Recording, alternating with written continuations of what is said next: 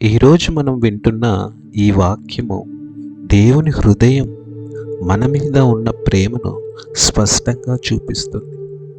దేవుడు ఇలా చెప్తున్నాడు, నీవు నా దాసుడవు, నేను నిన్ను ఎంచుకున్నాను, నేను నీకు తోడై ఉన్నాను.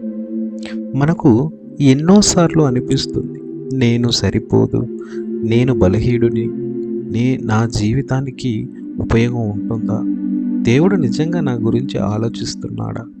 కానీ ఇదిగో తానే దేవుడు చెప్తున్నాడు, నీవు నా వాడివి, నిన్ను నేను ఎంచుకున్నాను అని.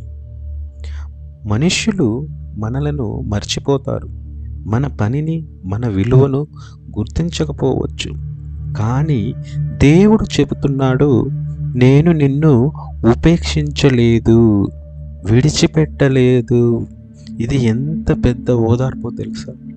తర్వాత ఆయన చెబుతున్నది, నీకు తోడై ఉన్నాను. మనకు భయం ఎక్కువగా ఎందుకు వస్తుంది?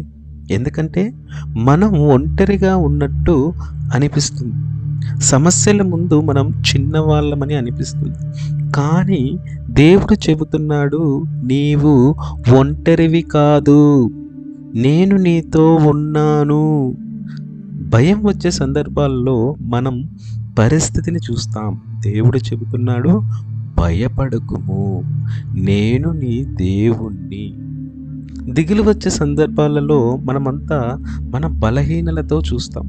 అయితే దేవుడు చెబుతున్నాడు, దిగులు పడకము, నేను నిన్ను బలపరతాను. మనం బలం సరిపోదనుకుంటాం, మన ధైర్యం కొన్నిసార్లు తగ్గిపోయింది అనుకుంటాం.